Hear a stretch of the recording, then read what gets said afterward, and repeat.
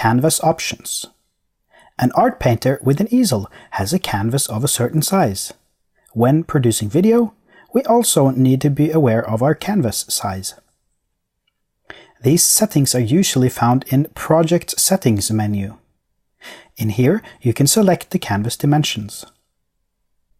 The 1080p HD format is the most common to use. This is what the TV manufacturers call Full HD. Produce your video in as high quality and resolution as possible.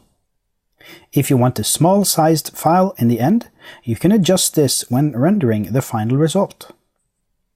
In addition to the size of the canvas, you can also choose the background color. When you are editing your video, you will see the borders of the canvas. Objects outside of this canvas will appear semi-transparent.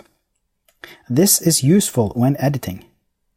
They will of course not be visible in the final video.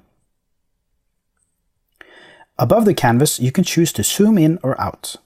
This is useful when getting the details right, or if you want to preview if your video also appears nicely on a mobile device.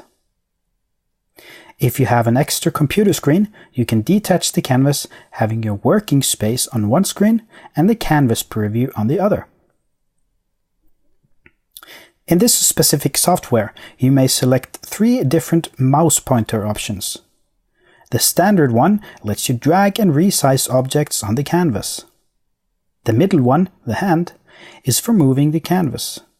This is useful if you want to zoom in to edit details.